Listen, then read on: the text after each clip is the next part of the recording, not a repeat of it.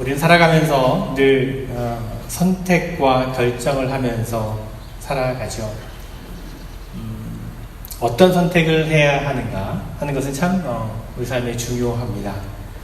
지혜롭고 또 현명한 선택을 하는 것이 우리 인생을 풍성하게 하고 또 아름답게 하고 또 행복하게 합니다. 제가 드린 재미있는 유머 하나 해드리겠습니다. 유머까지는 아닐 것 같은데, 예.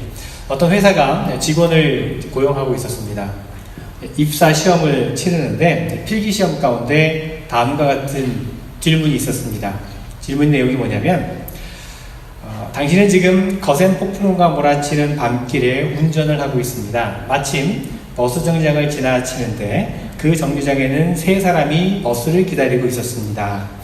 한 사람은 죽어가고 있는 듯한 할머니, 그리고 또 한 사람은 당신의 생명을 구해준 적이 있는 의사, 그리고 마지막 한 사람은 당신이 꿈에 그리던 이상형의 사람입니다. 당신은 이 세 명 가운데 단 한 명만을 차에 태울 수 있습니다. 그렇다면 당신은 이 세 사람 중에 어떤 사람을 태우겠습니까? 어떤 선택을 하겠습니까? 그 선택을 하고 그 설명을 해보십시오. 자, 이런 질문이었습니다. 이것은 일종의 이제 상황에 대처하는 지혜를 알아보는 혹은 아마도 성격을 테스트해보기 위한 그런 의도의 질문이었을 것입니다. 어떤 대답도 나름대로의 이유가 있을 것입니다. 죽어가는 할머니를 태워서 그 목숨을 구할 수도 있을 것이죠. 또 의사를 태워서 그에게 받은 은혜를 갚을 수 있는 좋은 기회로 삼을 수도 있을 것입니다. 그러나 이미 기회가 지나고 나면 더 이상 이상형을 만나지 못할 수도 있기 때문에 그래서 이상형을 선택할 수도 있을 것입니다. 여러분 어떤 선택을 하겠습니까? 자, 응시자 중에 200명의 경쟁자를 제치고 최종적으로 채용된 사람이 써낸 답안은 뭐 더 이상의 설명이 필요 없었습니다. 뭐라고 했을까요? 그 최종 합격된 사람의 답안이 이렇게 적혀 있었습니다. 저는 의사 선생님께 제 차 키를 드릴 것입니다. 그리고 그 의사 선생님에게 할머니를 병원에 모셔다 드리도록 할 것입니다. 그리고 저는 나의 이상형과 함께 정류장에 남아서 버스를 기다릴 것입니다. 참 지혜롭죠. 참 또 그런 생각을 했을까. 아마도 심사위원도 예상하지 못한 그런 대답이었을 겁니다. 그럼 여러분, 우리의 믿음의 여정 가운데, 우리의 신앙생활 가운데 선택을 해야 되는 상황들이 참 많이 있습니다. 그럴 때 가장 최선의 선택, 또 지혜로운 선택을 하는 그런 우리가 되었으면 좋겠습니다. 그런데 사실 저와 여러분은요, 이미 가장 좋은 선택을 했습니다. 우리가 많은 인생의 길 가운데 믿음의 길을 선택하고 또 믿음의 여정 가운데 들어온 것 자체가 가장 좋은 선택을 한 것이라고 생각합니다. 가장 좋은 결단과 선택으로 믿음의 길에 들어오신 여러분, 이 믿음의 여정을 끝까지 달려가시기를 바랍니다. 무엇보다도 주님과 함께 이 믿음의 여정을 가는 우리 모두가 되었으면 좋겠습니다. 오래전에 김명식이라고 하는 가스펠 싱어가 부른 믿음의 모험이라고 하는 찬양이 있는데 그 찬양 가운데 이런 가사가 나옵니다. 주님과 함께하는 믿음의 모험, 어디를 가든지 주만 바라보는 것, 그렇게 고백하고 있습니다. 참 은혜로웠던 찬양으로 기억합니다. 그렇습니다. 이 시간에 저와 여러분이 함께 이 믿음의 모험을, 믿음의 여정을 좀 떠나보려고 합니다. 주님과 함께하는 이 믿음의 모험을 떠나보고자 합니다. 자, 오늘 우리가 읽은 본문 말씀에 어떤 일이 일어나고 있습니까? 예수님께서 지금 고향 갈릴리 지방에 있는 가나라고 하는 곳으로 오시는 길입니다. 이 가나는 어떤 곳이죠? 가나는 로마의 분봉왕 헤롯 안티파스의 다스림을 받고 있었던 곳입니다. 우리는 이미 가나가 어떤 곳인지 잘 알고 있습니다. 오늘 이야기에 앞서서 요한복음 2장에 보면 예수님께서 이곳 가나에서 있었던 혼인잔치에서 물을 포도주로 만든 이적을 보여주신 적이 있습니다. 아마도 그때 가나에 있었던 사람들은 이미 예수님께서 이곳에서 행하신 기적에 대해서 직접 보고 혹은 들어서 알고 있었을 것입니다.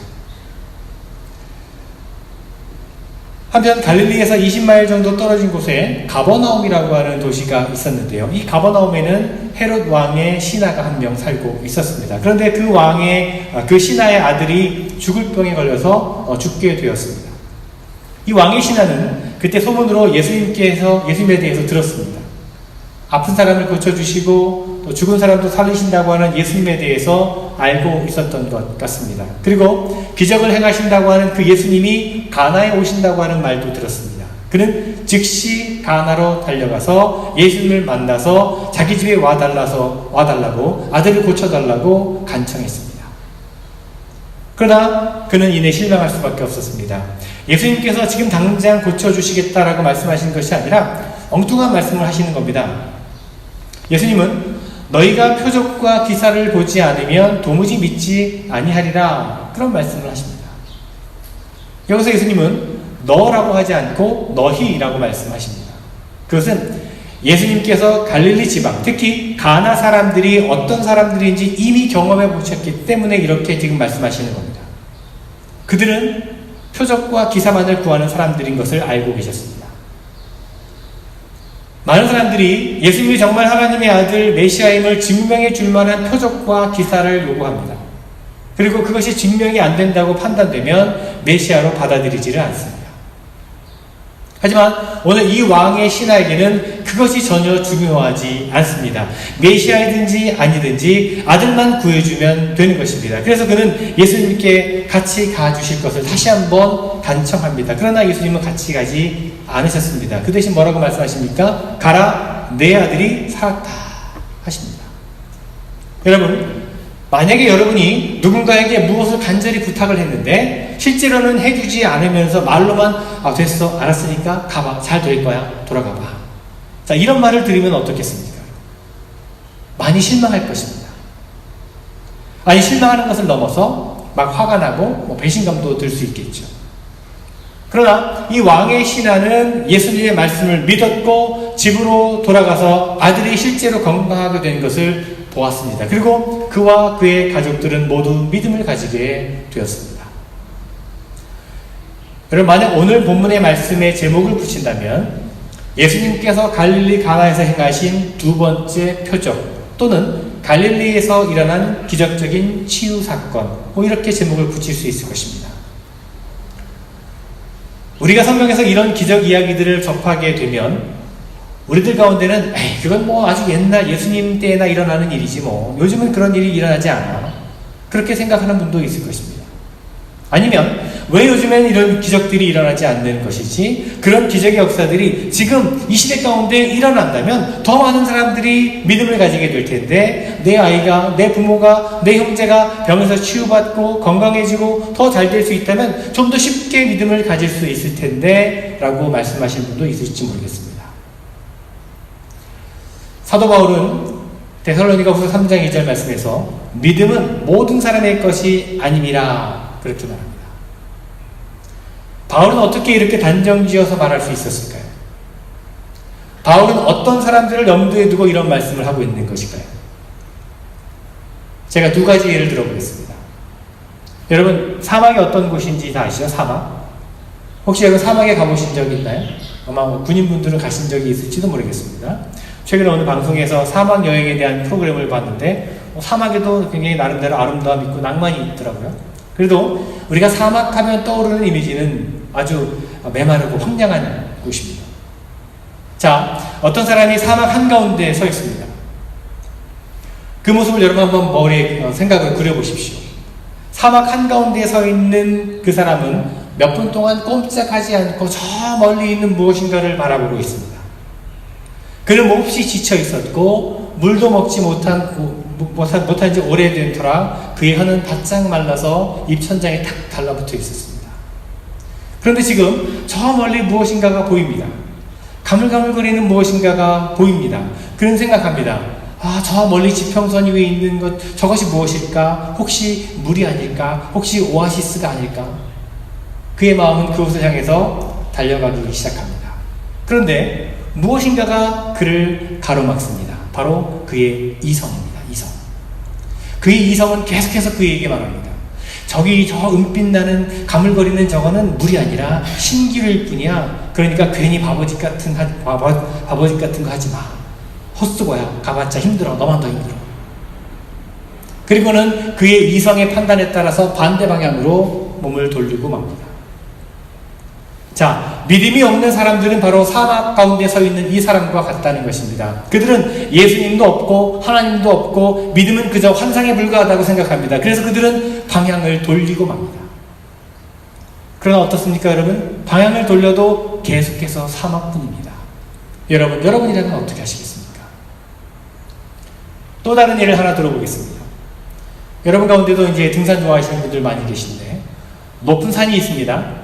누군가 그 정상에 올라가려는 사람이 있습니다. 그는 지금 산 밑에 서 있습니다.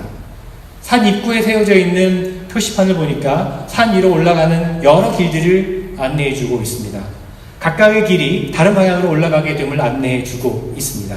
그러나 산 아래에서 볼 때는 눈으로만 봐서는 어느 길이 얼마나 더 힘들고 어려운지 쉬운지 알 수가 없습니다. 어느 한 길도 끝까지 보이지 않고 산 봉우리 뒤로 사라져 버립니다. 마침내 그는 여러 길 중에서 어느 한 길을 선택해서 출발을 합니다. 그런데 출발을 하고 얼마 가지 않아서 망설이기 시작합니다. 그 길에는 자갈이 너무 많아서 걷기가 참 힘이 듭니다. 그는 멈추어 서서 이리저리 생각해 보다가 돌아서서 내려옵니다. 그리고는 또 다른 길을 선택해서 올라갑니다. 그런데 그 길은 경사가 또 너무 급합니다. 그래서 올라가다가 또 다시 내려옵니다. 그러면 또 다른 길을 선택하면 좀 더 쉬울까요? 그러나 어떤 길을 선택하더라도 매번 그는 망설이게 될 것입니다. 그는 어느 길로 끝까지 가야 될지 쉽게 결정을 내리지 못합니다. 여러분, 믿음을 갖지 못한 사람도 그와 같다는 것입니다. 그들은 다른 사람이 무엇을 믿는지를 보면서 그 사람들을 따라가고 싶어 합니다. 믿음의 길은 그들에게 너무나 어렵게 느껴집니다. 선택하기가 쉽지 않습니다. 자꾸만 망설여진다는 것입니다. 예수님께서 그 길을 함께 가주실 텐데도 말입니다. 여러분, 혹시 우리에게도 이런 모습이 있지 않습니까? 광야에 샘이 있다는 것을 믿지 않기 때문에 사막 한가운데서 목말라 하고 있지 않습니까? 산 정상에 올라가는 쉬운 길을 찾기가 어려워서 산 아래에서 서성거리며 방황하고 있지 않습니까? 성경은 우리의 목마름을 해결해주며 우리가 정상까지 올라갈 수 있도록 도와줍니다. 오늘 말씀을 보면 삶과 죽음이 문제가 되고 있습니다. 오늘 본문은 무엇보다 먼저 사경을 헤매고 있는 아들이 죽느냐 사느냐에 관해서 말하고 있습니다. 그리고 그 다음으로 아들의 아버지가 예수님의 말씀을 정말 믿는지에 대해서 언급하고 있습니다. 결국 이 이야기가 우리에게 말씀하고 있는 것은 예수 그리스도를 믿는 믿음으로 우리가 생명을 얻을 수 있다는 것입니다. 여러분, 예수님을 찾아가시기를 바랍니다. 예수님을 신뢰하시기를 바랍니다. 예수님의 말씀을 따르시기를 바랍니다. 오늘 예수님을 찾아가시기를 바랍니다. 오늘 말씀에서 이 아픈 아이의 아버지가 예수님을 찾아갔습니다. 사람들은 모두 먹을 것을 찾고 일을 찾고 보호와 안전을 찾고 또 성공을 찾습니다. 성경은 찾으면 찾을 것이요라고 말씀하고 있습니다. 그러나 우리 인생의 경험에서 볼 때 우리가 찾는 것의 대부분은 한낮 동경으로 한날 밤의 꿈으로 끝날 때가 많다는 것을 우리는 알 수 있습니다. 하나님은 갈릴리에 사는 이 왕의 신하와 그 아픈 아들을 통해서 우리에게 자신을 알리시며 하나님을 찾는 많은 사람들 가운데 알리고 계십니다. 오늘 말씀에 보면 왕의 신하는 예수님의 말씀을 들었습니다. 우리는 오늘 많은 사람들의 말을 듣고 많은 소식과 많은 광고와 또 많은 약속들을 우리가 듣습니다. 우리 귀는 완전히 노출되어 있습니다. 눈을 감을 수 있지만 귀는 막을 수가 없습니다. 하나님의 놀라운 역사 앞에서 눈을 감을 수는 있지만 하나님의 말씀은 우리 귀를 뚫고 들어옵니다. 말씀은 항상 기적보다 앞선다는 것을 여러분 믿으시기 바랍니다. 말씀은 예수님께서 왕의 신하에게 주신 것 중에서 가장 값진 것이었습니다. 우리가 예수님이 행하셨던 것은 지금 볼 수 없지만 그 말씀은 오늘도 성경을 통해서 우리가 듣고 경험할 수가 있습니다. 그의 말씀은 효력을 잃지 않았고 아직도 계속해서 일하고 있습니다. 예수님이 우리 가운데 살아계시기 때문입니다. 병든 아버지의 아버지는 뜨거운 태양을 뚫고서 그 메마른 사막과 광야를 가로질러 와서 예수님을 찾았습니다. 그가 수십 마일을 달려서 가버나움으로부터 가나에까지 와서 예수님을 찾아간 것은 그가 붙든 마지막 소망이었습니다. 이제는 정말 예수님밖에는 믿을 리가 없다고 하는 간절함을 가지고 예수님께 찾아오는 것입니다. 그리고 그곳에서 예수님을 만났습니다. 그리고 예수님의 말씀을 믿었습니다. 여러분, 우리는 여러 가지로 예수님을 거부합니다. 우리는 생각으로 거부합니다. 우리의 이성은 예수님의 살아계심을 믿으려 하질 않습니다. 또 우리는 가슴으로 거부하기도 합니다. 우리의 마음은 예수님보다는 다른 것을 사랑함으로 예수님을 부인할 때가 많습니다. 여러분, 누구나 다 예수님을 찾아오는 것까지는 할 수 있습니다. 누구든지 예수님을 찾아와서 간구하는 것까지는 할 수 있습니다. 그러나 누구든지 믿음을 가지고 그렇게 하지는 못한다는 것입니다. 사막에서 길을 잃은 사람의 예를 다시 한번 생각해 보십시오. 그는 저 멀리 지평선 너머에 보이는 것이 물이라고 하는 것을 믿지 않았습니다. 그래서 타오르는 목마름에도 불구하고 거기서 돌이켜서 반대 방향으로 갔습니다. 믿음의 길도 마찬가지입니다, 여러분. 예수님에게서 돌이켜 반대 방향으로 간다면 우리는 결코 우리 삶의 갈증을 해결할 수가 없다는 것입니다. 예수님이 계시지 않는 삶은 사막의 죽음과도 같습니다. 높은 산에 올라가는 사람을 한번 생각해 보십시오. 다시 한번. 그는 가는 길마다 어렵고 힘들다고 생각했기 때문에 산 아래에서만 맴돌다가 정상까지 올라가지 못했습니다. 우리 믿음의 길도 마찬가지입니다. 우리가 예수님과 함께 십자가의 길을 가지 않으면 우리는 결코 우리의 목적지까지 다다를 수가 없다는 것입니다. 우리는 성경에서 우리와 똑같은 인간들의 모습들을 발견할 수 있습니다. 그들은 예수님을 만났습니다. 그리고 우리는 오늘 본문 가운데서 믿음의 예를 찾아볼 수가 있습니다. 자기 집에 와 주십사 간청하는 왕의 신하의 간청을 예수님께서 거절하고 혼자 돌려보냈을 때 그 당시에 주위에 있던 사람들은 아마도 예수님을 비난했을 겁니다. 아니, 예수님께서 어떻게 그러실 수가 있을까? 어떻게 예수님께서 그렇게 냉랭하게 말씀하실 수가 있을까? 아마도 비난했을 것입니다. 그리고 그것은 오늘날 성경을 읽는 사람들도, 지금 우리들도 마찬가지일 것입니다. 우리도 마찬가지로 예수님을 비난했을 것입니다. 그러나 이 순간이 참으로 중요한 순간입니다, 여러분. 참으로 예수님께서 하나님의 아들이신지 아닌지 알고자 하는 그 마음이 왕의 신하나 우리에게 있는지가 드러나는 결정적인 순간입니다. 누가 참된 믿음을 소유했는지가 드러나는 순간이라는 것입니다. 예수님은 왕의 신하에게 자신을 보여주셨습니다. 예수님은 절박한 상황에 빠져서 좌절하고 있는 한 인간을 만나 주셨고 그에게 속마음을 이야기해 주셨습니다. 가라, 내 아들이 살아있다. 왕의 신하는 예수님의 말씀에 어떻게 반응합니까? 왕의 신하가 실망하고 예수님께서 등을 돌려 반대 방향으로 갔습니까? 만약에 여러분이라면 어떻게 하겠습니까? 우리라면 어떻게 할까요? 때때로 우리는 예수님의 응답을 기다리지도 않은 채 예수님은 말만 그렇게 하시는 분이 아닐까라고 의심을 하기도 합니다. 그러나 여러분, 예수님을 신뢰하시기를 바랍니다. 오늘 말씀은 왕의 신하가 예수님의 말씀을 믿었다라고 말하고 있습니다. 그는 값싼 말에 속았다고 생각하고 다른 길을 찾아보려고 방향을 돌리지 않았습니다. 예수라고 해서 소문만 무성했지 능력도 없는 사람이네 라고 생각하고 돌아서지 않았다는 것입니다. 그는 예수님의 말씀을 믿었습니다. 예수님의 말씀을 믿었다라고 하는 말씀은 바로 이 왕의 신하가 믿음을 선물로 받았다는 뜻입니다. 왕의 신하는 집으로 돌아가면서도 의심하지 않았습니다. 예수님의 말씀이 이루어질 것을 믿었습니다. 그렇습니다, 여러분. 예수님의 말씀을 믿는 그 믿음은 바로 그 자리에서 현실을 변화시키는 행동이었다는 것입니다. 믿음이 행동으로 이어진 것입니다. 아이는 건강을 되찾았습니다. 예수님은 결국 빈말을 하시는 분이 아니십니다. 여러분, 참으로 오늘 이 말씀이 행복한 결말 아닙니까? 여러분, 무엇이 이 이야기를 행복한 결말로 이끌어가는 것입니까? 단지 죽을 병에 걸렸던 아이가 치유함을 받았기 때문에 행복한 결말인가요?